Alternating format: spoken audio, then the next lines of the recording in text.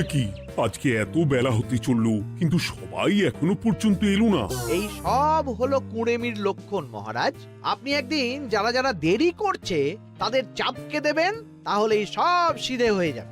আর বলবেন না মহারাজ, আজকে গিন্নি কাঁচা লঙ্কা দিয়ে কুচো চিংড়ির ঝালটা যা বানিয়েছিল না, খেতে খেতে দেরি হয়ে গেল। গোলগাপ্পি দেওয়ার আর জায়গা পাও না না? বিশ্বাস করুন, সত্যি খুব ভালো রান্না করেছিল গিন্নি, তাই আবার আরেক হাঁড়ি ভাত চড়াতে বললাম। আর সেটা খেয়ে আসতেই তো দেরি হয়ে গেল। আরো এক হাঁড়ি?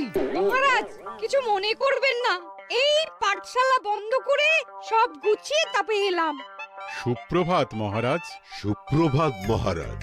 প্রভাত আজকে আর শুনেই তোমরা সবাই এত কুঁড়ে হয়ে গেছো যে কি বলবো। মহারাজ, এই কুঁড়েমির আসল কারণ হচ্ছে চর্বি। কথায় আছে, যত বেশি চর্বি তত তাড়াতাড়ি মরবি। আপনি কি বলতে চাইছেন মন্ত্রী মশাই, যে আমি তাড়াতাড়ি মরে যাব আর আপনি মজা দেখবেন? ঠাকুর ঘরে কে, আমি তো কলা খাইনি ব্যাপার হয়ে গেল। গোপালের একদম মোক্ষম জায়গায় আঘাত লেগেছে, যাকে বলে ওই আঁতে ঘা। তুমি বেশি কথা বলো না বৈদ্য, ছুঁচ করে চালুনির বিচার। হ্যাঁ, বৈদ্য তো দেরি করেই এসেছে। আমার মনে হয় প্রত্যেককে এমন ভাবে প্রশিক্ষণ দেওয়া দরকার যাতে তারা একটু চনমনে হয়ে ওঠে। হ্যাঁ মহারাজ, তাহলে আগামীকাল থেকেই শুরু হোক ব্যায়াম আর অস্ত্র শিক্ষা। হ্যাঁ, কুঁড়ে থাকলে রাজ্যের কোনো বিপদ আপদেই সভাসদেরা কাজে আসবে না। ঠিক বলেছেন মহারাজ। তাহলে আর দেরি কেন, চলো সবাই এখনই আমরা মাঠে যাই। এই তো মহারাজ ভরপেট খেয়ে এলাম, এখনই মাঠে? ও সব অজুহাত দিয়ে লাভ নেই, চলো চলো চলো।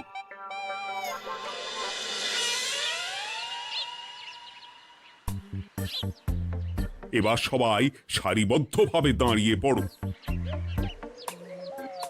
এ কি, গোপাল কোথায়? মহারাজ, গোপাল আপনার পিছনে দাঁড়িয়ে আছে, চুপি চুপি। এই এই এই গোপাল, যাও যাও মাঠের মাঝখানে গিয়ে দাঁড়াও। এই চাঁদি ফাটা রোদে কেন মহারাজ সুস্থ শরীরকে ব্যস্ত করছেন? এসব বাজে কথা শুনতে চাই না। শুয়ে বসে থেকে শরীরের কি অবস্থা করেছো? শরীরের নাম মহাশয়, যা সবে তাই সয়। তুমি যাবে না, তোমাকে এক্ষুনি বরখাস্ত করব। কি জ্বালা! যেখানে আমার সব কাজ বুদ্ধি দিয়েই হয়ে যায়, সেখানে গায়ের জোরের কি দরকার? হ্যাঁ, এই গোপাল, আমি 1 থেকে 3 অব্দি গুনবো, তারপরে সবাই এই মাঠের ধার বরাবর 5 বার পাক দিয়ে দৌড়বে। ঠিক আছে মহারাজ, আমি প্রস্তুত। আমি রোগা পটকা আছি, কোনো সমস্যাই হবে না। হয়ে গেল। সবাই প্রস্তুত? 1 2 3। কি হলো গোপাল, দৌড়াও দৌড়াও। মহারাজ, এর থেকে বেশি জোরে পারবো না। আই, কে আছো? একটা কঞ্চি দাও। এই সেরেছে। বেশ হয়েছে, বেশ হয়েছে। ব্যাটার এবার চর্বি কমবে। কি হলো গোপাল, হ্যাঁ হয়ে গেল? হ্যাঁ?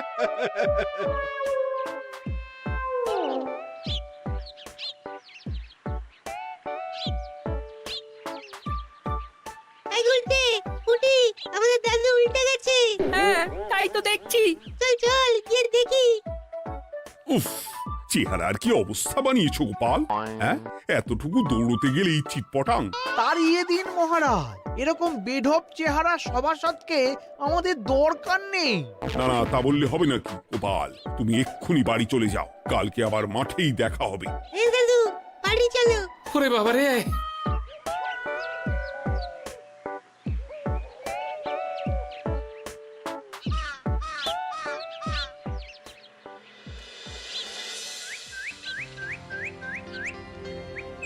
আরে ধুর ছাতার মাথা, তখন থেকে জল খেয়েই চলেছ। কি হয়েছে সেটা বলবে তো? শরীর চর্চা হয়েছে, শক্তি খরচা হয়েছে, আর পারছি না।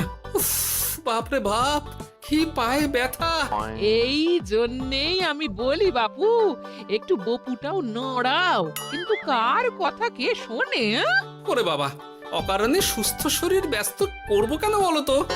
বেশি নড়াচড়া করলেই আয়ু কমে যায়। তোমার এই বাজে কথা কোন শাস্ত্রে লেখা আছে শুনি?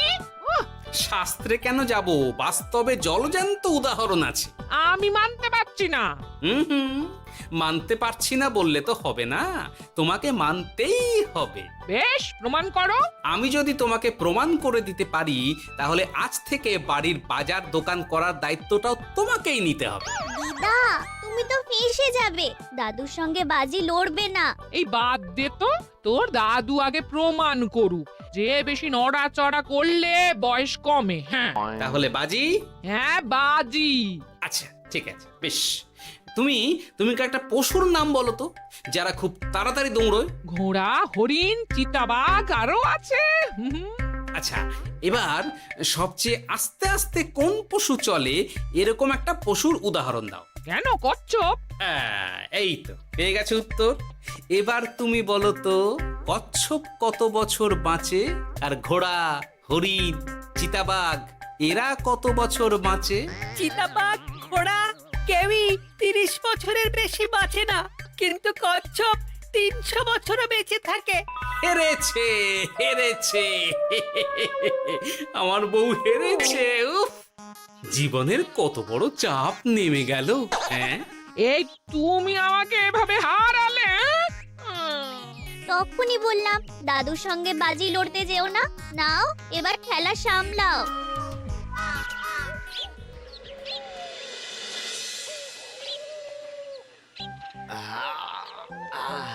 আরো ভালো করে মালিশ কর।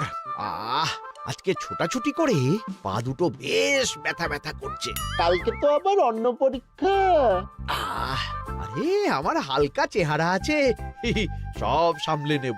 কালকে তো অস্ত্র চালনা হবে, কালকে আমি কাঁপিয়ে দেব।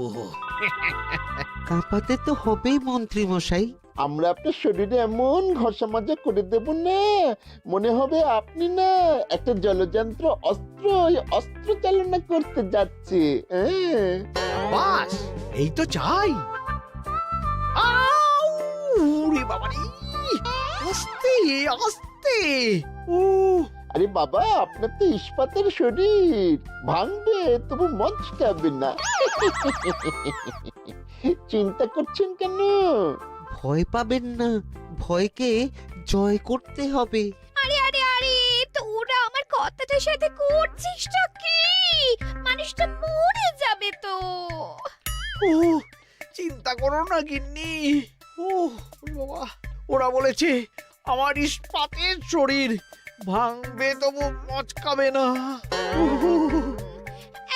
একবার এই বুড়ো বয়সে হাত পা ভাঙলে কি সামলাবে শুনি?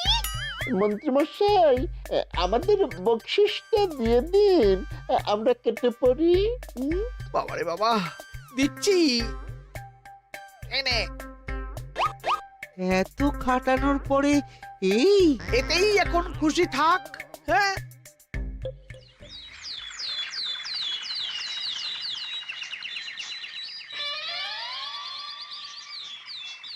এবার তোমাদের সকলকে অস্ত্র শিক্ষা দেওয়া হবে। উফ, রোজ রোজ কি জ্বালাতনে পড়েছি, বাপরে বাপ। বাবা মা কাউকে ডাকার দরকার নেই, ভালো না লাগলে রাজসভা চাকরি ছেড়ে চলে যাও। মহারাজ, এটা তো উচিত নয়। যে যেটাই পারদর্শী তাকে সেটাই করতে দিন না। একটা বাঁদরকে যদি আপনি বলেন শিকার করে মাংস খেয়ে দেখা, সে কি পারবে মহারাজ? মহারাজ, গোপাল একটু বেশি কথা বলছে, ওকে আপনি বের করে দিন। আমি তোমার কথায় গলবো না গোপাল, তোমাদের সবাইকে এখন অস্ত্র শিক্ষা শিখতেই হবে। কর্তার ইচ্ছায় কর্ম, এখন তো আমার আর কিছুই বলার নেই। তাহলে আর দেরি কেন, তোমরা সবাই একটা করে ঢাল আর একটা করে তলোয়ার তুলে নাও। সেনাপতি, বলুন মহারাজ। তুমি সকলকে অস্ত্র শিক্ষা দেবে, তলোয়ার চালানো শেখাবে। এক এক করে প্রত্যেকে তোমার কাছে যাবে আর এক এক করে তুমি সবাইকে তলোয়ার চালানো শেখাবে। আচ্ছা মহারাজ, তাহলে ওই সবার প্রথমে চলে আসুন মন্ত্রী মশাই। হ্যাঁ, আমি প্রস্তুত। আমার শরীর ইস্পাতের মতো, ভাঙবো তবু মচকাবো না।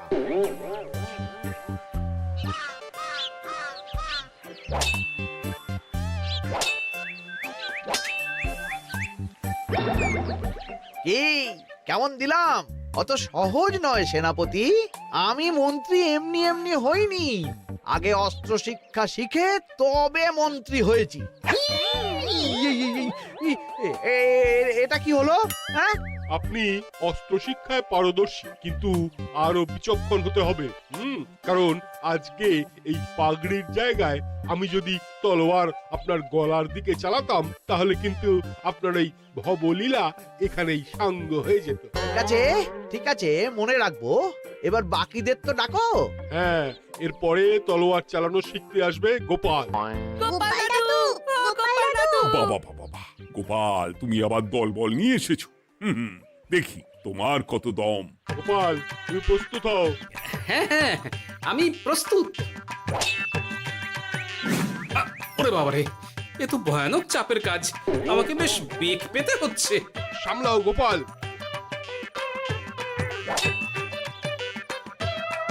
না, আমাকে অন্য রাস্তা দেখতে হবে। সেনাপতি, মহারাজের দিব্যি, তুমি আমার দিকে তলোয়ার ঢাল বাড়াবে না। এই এই, এটা কি হলো? সত্যি তো, এটা কি হলো? গেল গেল গেল গেল গেল গেল গেল, দুটিটা খুলে গেল গো। দেব নাকি এবার কুচ করে কেটে? জিতে গেছি, জিতে গেছি। এটা কি হলো? শত্রুপক্ষ কখনো কারো দিব্যি শুনবে না। আর সেনাপতি, তুমি কি ওখানে দাঁড়িয়ে দাঁড়িয়ে মজা দেখছো? আমি কি করব মহারাজ, গোপাল যে আপনার দিব্যি দিয়ে দিল। গোপাল বেটা খুব চালাক। তাহলে এখন উপায়? ওসব গোপাল তোমাকে বোকা বানাবার জন্য করেছে। তুমি ধুতি ঠিক করে আবার লড়াই চালিয়ে যাও। যথাজ্ঞা মহারাজ।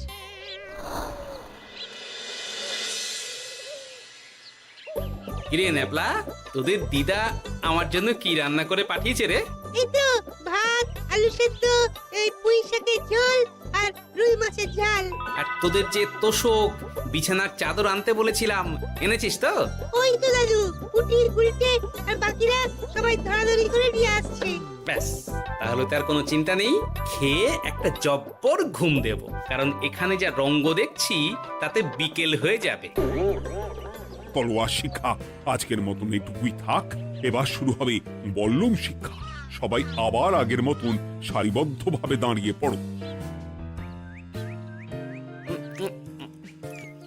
আহ, তোদের দিদা ওই সবটা কিন্তু বেশ জব্বর বানিয়েছে। তোদের দিদার হাতের রান্নার কোনো তুলনাই নেই। আহা, কি স্বাদ! এ কি, গোপাল আবার কোথায় গেল? এই তো মহারাজ, আমি এখানে ওই পুঁয়ের ঝোল আর রুইয়ের ছাল দিয়ে ভাত খাচ্ছি। এসব কি মাঠের মধ্যে খাওয়া? আরে শরীরটাকে তো রাখতে হবে। তাড়াতাড়ি খেয়ে এইদিকে এসো। আসছি আসছি আসছি।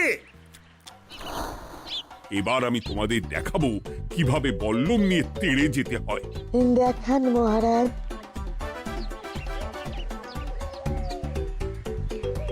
এ তো খুবই সোজা মহারাজ। ঠিক আছে, তাহলে বল্লম নিয়ে তেড়ে যাও দেখি। দিন, আপনার হাতের বল্লমটাই দিন।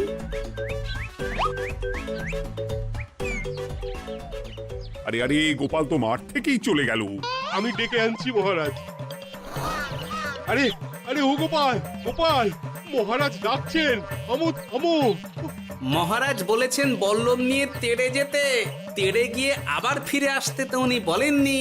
আরে, এ তো মহা মুশকিল।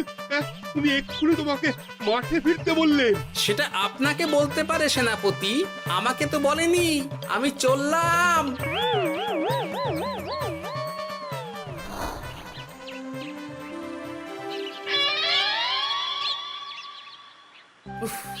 বাবারে বাবা, কি ঝক্কি!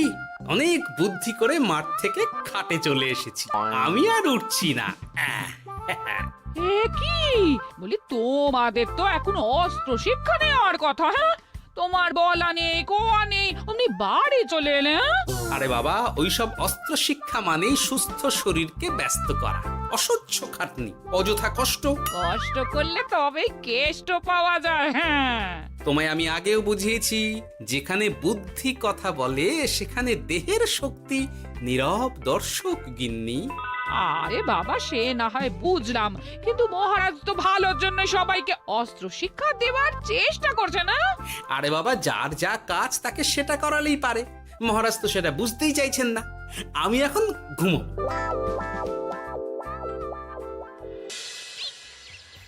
দরজা খোলো গোপাল, দরজা খোলো। গোপাল, গোপাল দরজা খোলো বলছি। ব্যাস হয়ে গেল।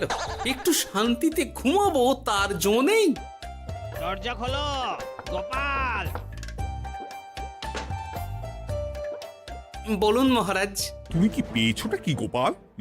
রাজসভায় দেরি করে আসবে, তারপর অস্ত্র শিক্ষার সময় ফাঁকিবাজি দেবে, এভাবে তো আর তোমাকে মনে হচ্ছে রাজসভায় রাখা যাবে না। মহারাজ, গোপাল তো মুখের কথার লোক নয়, ওকে তাড়িয়ে দিই। কেন মহারাজ? আমি কি এমন মহাপাপ করেছি যে আমাকে তাড়িয়ে দেবেন? এই যে আমার কথা শুনছো না, এটাই তোমার অপরাধ। অপরাধ নেবেন না মহারাজ। পণ্ডিতের দায়িত্ব পুজো করা, সভাকবির দায়িত্ব কবিতা বলা, সাহিত্য চর্চা করা, আর আমার দায়িত্ব হাসি মজা করে আপনার মন ভালো রাখা। কিন্তু আপনি আমাকে জোর করে যুদ্ধের ময়দানে ঠেলে দিতে চাইছেন। এটা আমার ইচ্ছে। আমিও তো মহারাজ ইচ্ছে করলেই অনেক কিছু করতে পারি। চোখ বন্ধ করে লক্ষ্য ভেদ করতে পারি, শুধু বুদ্ধি দিয়ে। আরে বাহ, এত বড় কথা! তাহলে মহারাজ, ওকে বলুন পরীক্ষা দিতে। কি পরীক্ষা? আমি একটা ঘরে বর্ম পরে দাঁড়িয়ে থাকবো। তোমার হাতে অস্ত্র দেব, আমার মাথায় একটা আপেল থাকতে হবে, আর তুমি কিভাবে আমার মাথা থেকে ওই আপেল ফেলতে পারো দেখব। এ তো খুবই সোজা। কি গোপাল, তাহলে লড়বে নাকি বাজি? হ্যাঁ, লড়তে রাজি আছি। তাহলে আজ রাতেই হয়ে যাক পরীক্ষা। যদি এই পরীক্ষায় উতরে গেলে তো ভালো, নইলে তোমার চাকরিটা গেল। গোপাল, তুমি পারবে তো? সে দেখাই যাবে। আজ রাতে তাহলে রাজবাড়িতে দেখা হচ্ছে। যদি আমি এই পরীক্ষায় বিফল হই, তাহলে আমার চাকরি আপনি কেড়ে নেবেন, আর যদি সফল হই তাহলে মন্ত্রী মশাইকে শাস্তি দেবেন। আমি নিজে সারা কৃষ্ণনগরে নাক্ষত দেব। বেশ, দেখা যাক।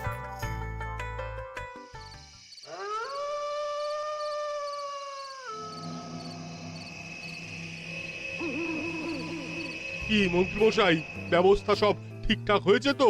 হ্যাঁ, এবার শুধু গোপালের পরীক্ষার পালা। আমি তাহলে বাইরে গেলাম, গোপালকে পাঠিয়ে দিচ্ছি।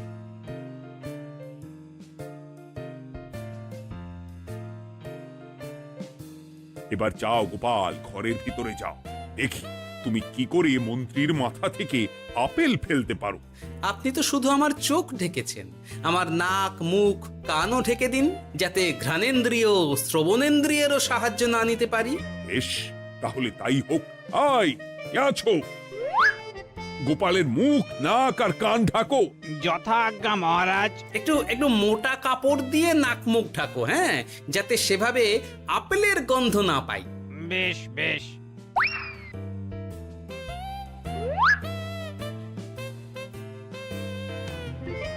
যাও গোপাল। গোপাল, এবার তোমার চাকরি গেল। এবার তুমি কি করবে? কি করবে? দৌড় ঝাঁপে ফাঁকিবাজি? হ্যাঁ?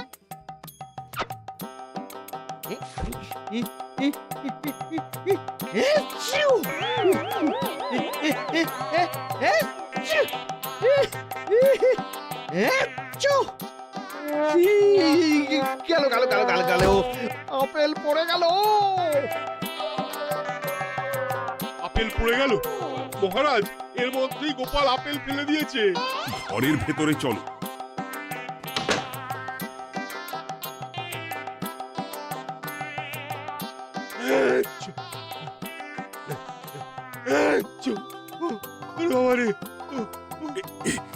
কি ওরে বাবারে বাবা, কি ঝাঁজ! ওরে বাবারে বাবা! কি মহারাজ, দেখলেন তো গোপালের চমক? অস্ত্র ছাড়াই আপেল ফেলে দিলাম। কি, এটা তো তুমি নীতি বিরুদ্ধ কাজ করেছো। সারা ঘরে নস্যি ছড়িয়ে দিয়েছো। মহারাজ, হাতে গিয়ে আপেল পড়ে গেছে। এবার সারা কৃষ্ণনগরে নাক্ষত দিতে হবে। সত্যি সত্যি গোপাল, বুদ্ধিতে তোমার জুড়ি মেলা ভার। আমার নাম গোপাল ভাঁড়, একটা কথা মনে রাখবেন, কেউটে সাপের লেজে পা দেবেন না, আর গোপালের কাজে বাধা দেবেন না। যে কাজ বুদ্ধি দিয়ে করা যায় তার কাছে শক্তি ছোট্ট শিশু মাত্র। সত্যি গোপাল, আজ তুমি সেটাই প্রমাণ করে দিলে। আর আজ থেকে তোমাকে তোমার ইচ্ছার বিরুদ্ধে খাটাবো না। তুমি খাও দাও, ভুড়ি বানাও। যার যা কাজ সে তাই করবে। যেমন এখন মন্ত্রী মশাই নাক্ষত দেবেন, হ্যাঁ? ভুল করে বাজি ধরে ফেলেছি, এখন নিজেই চাপে পড়ে গেলাম। তাহলে আর দেরি কেন?